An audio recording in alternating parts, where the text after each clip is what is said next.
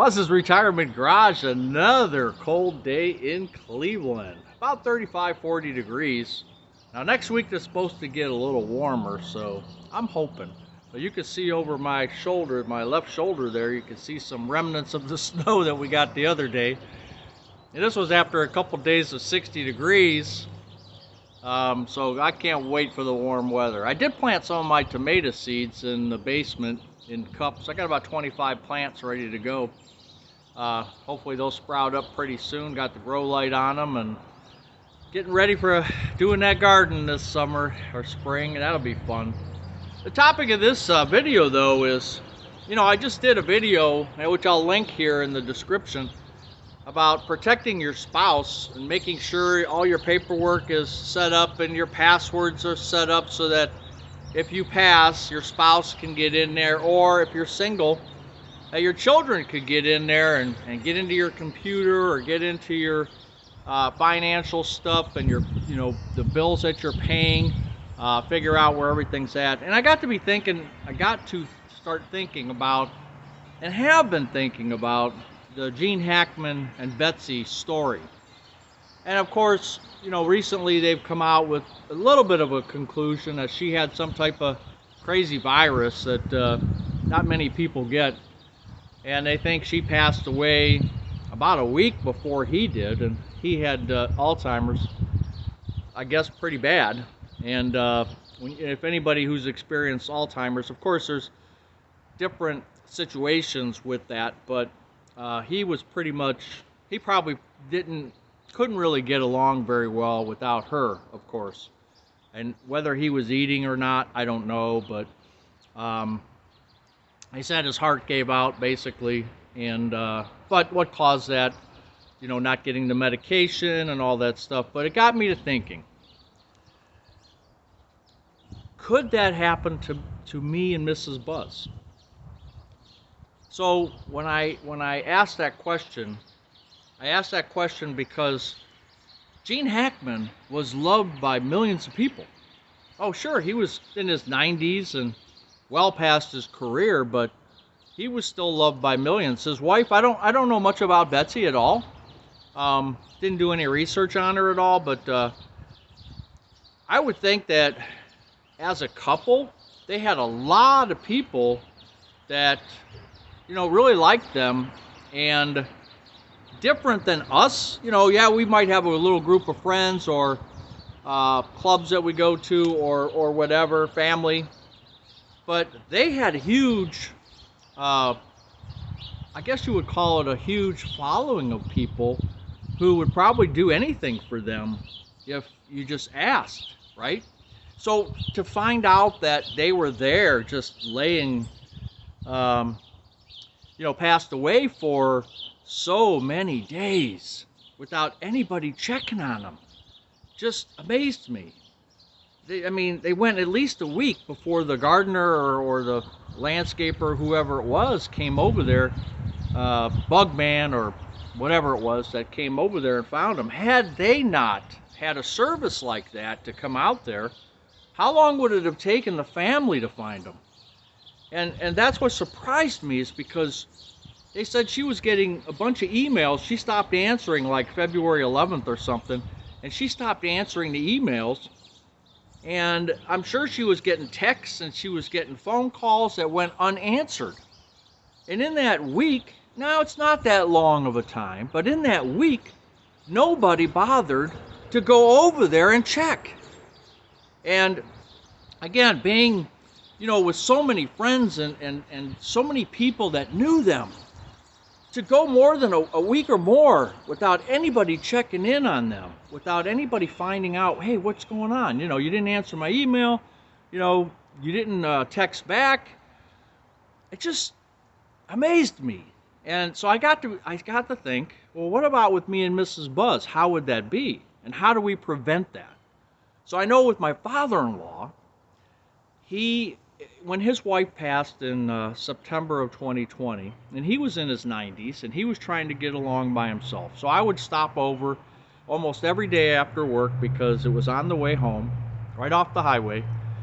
And I would stop, see how he's doing. Hey, how you eating? Are you cleaning? All the different good things. and just making sure that he was able to function by himself. And we would call him every day. If I wasn't going over there on the weekend, we would call him. Well, one day we were calling him and he didn't answer the phone. Now, he had one of those life alerts. It was a kind that basically you press the button and it would go to central dispatch for the company. And I don't know if it was Life Alert in particular. It was another brand, but you know what I'm saying. And he had that around his neck, and we always told him, you got to wear that, you got to wear that, you got to wear that. So if something does happen, at the very least, they'll send police or fire or somebody over to check him out.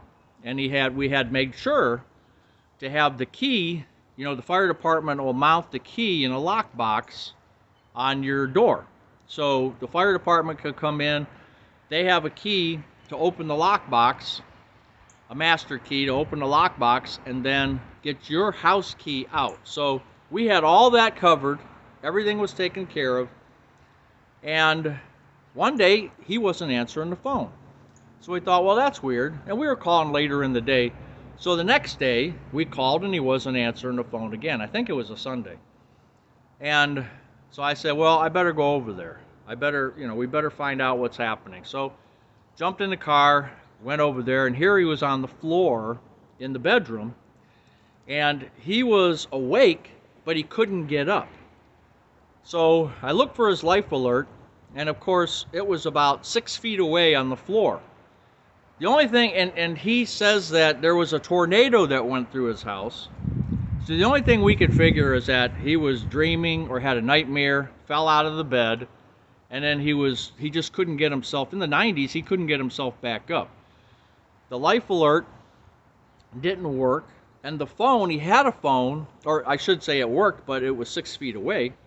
The phone that he had was, we had a phone in his bedroom as well, and that was way off to the side and unhooked. In other words, it was hooked up over by his bed, but far enough away that he couldn't get to that because it was up on a table. So he couldn't get to that being laying on the floor. And then, we called the 911 and got him into the hospital, and he was in a nursing home for a while and then came home. That's a story for another day. But you know what? I got to thinking with me and Mrs. Buzz, we don't have a lot of friends. We don't have a lot of people that check on us. We have one daughter left. All her family has passed away. My family, I have a few people, but they wouldn't, they don't check in on me every day. They don't check in on Mrs. Buzz every day. And if I didn't answer a text for a while, it'd probably be no big deal. So I'm thinking, wow, we would be in that same predicament. And of course, we're not Hollywood famous people, but so it would be even worse for us. Think about that. And there's a lot of you out there too, I'm sure. Especially if you're living alone and something happens to you, because she must have, Betsy Hackman, it must have happened very suddenly to her, because the reports were that she was out at the store that day that she died, they think. She stopped at a CVS and a grocery store, and maybe to get dog food or something. I'm not sure what all the details were, but can you imagine that? She passed away that day or maybe the next day, and nobody finds them for a week. And again, with our situation, how long would it take before someone in our family said, hey, something's not right? Could it be a week? Could it be 2 weeks? Could it be 3 weeks? I mean, think about that. And what do you do about it? Like, what's plan B? And I was sitting here thinking this morning, what would we do? Like, how would we prevent from being eaten by the cats? We have a lot of cats, and I should say Mrs. Buzz has a lot of cats. And, they're gonna start eating. So we won't get into that horror movie, right? But you get my drift there. It's just so weird to think about. Like, what can you do to prevent that? What can you do to make sure that someone gets a hold of you and checks in on you? I mean, do you hire somebody to call like every day? And I know there's welfare checks that the police do, like family members will say, call my parents every day, and the police will do that for you. But when do we kick that in? You know, we think we're fairly healthy. Doctor says we are, you know, pretty healthy. So, but I think with Betsy too, she was only 65. So I'll bet she was healthy. She picked up that virus and it took her down in a short order. And that could happen. No, we won't maybe not get that virus, but you know, heart attack or anything like that could take us down very quickly. Now, having both of us go down at the same time, that would have to be a carbon monoxide type thing, which we prevent 100%. We have 2 or 3 carbon monoxide detectors, so I'm not worried about that. But what would happen if, and how do you prevent it? How do you prevent it as we get older? Or if one of us passes, how do we prevent the other one from not sitting in the chair for a week? You know, there's another story real quick I'll tell you is, when I was working, one of the employees came up to me and there was a guy who was a forklift operator and he didn't show up for work for 3 days. Now after 3 days, it's a mandatory quit. We were had a union contract, so it was an automatic, you were automatically terminated, and we would send you a letter and you would have to respond to it. But they were concerned because this guy came to work every day. His name was Russ. He came to work every day. And it was very strange for him not to be coming to work. And he lived alone. So Gary came and told me, he says, hey, Buzz, I think this guy, something's going on with him. I'm going to drive by his house tonight, and I'm going to check and see what's going on. So I said, okay, cool. And Gary came back in the next day, and I said, well, what happened? Because he didn't show up for work again. This is day number 4 now. And he says, I don't know. His car's in the driveway. It hasn't moved because there was snow and there's no tire tracks, like him moving in or out. And I heard a radio on in the house. But I just, you know, it was late and I, you know, got there and it was already dark, so I just left. And I said, well, why don't we call the police? Let's do a welfare check. And I called the police. I said, hey, you know, gave them the details, the address. Hey, we haven't heard from this guy in 4 days. Could you check it out? And they had to get the landlord because he was in a rental house, so they had to get a key. Key holder came and they opened it up, and here Russ had died in his chair. So he was dead there for 4 days. And if it wasn't for Gary, one of his co-workers, if he didn't say anything, how long would Russ have sat there in that chair? I mean, eventually, yeah, he didn't pay the rent. You know, a month or 2 later, maybe the landlord comes knocking on the door, or maybe there's a smell or something, but it was winter time, so it wasn't like summer and the windows were open. But there's another instance of, what do you do? You know, is that going to be the way it is with us? We're just going to, one day someone's going to come and find out that we were dead for a week? That is just so sad, and it just really, it gets in my brain cells here thinking, geez. And it can happen. It's not like, that won't happen. It can happen. And it does happen. And it's just very strange to me. But anyway, we could talk more if you guys want to come on my live tonight, Saturday night at 7. If you're watching this on a Saturday, we do every Saturday night at 7 p.m. Eastern Standard Time. We do Buzz's Retirement Garage live. So if you get a chance, stop on by.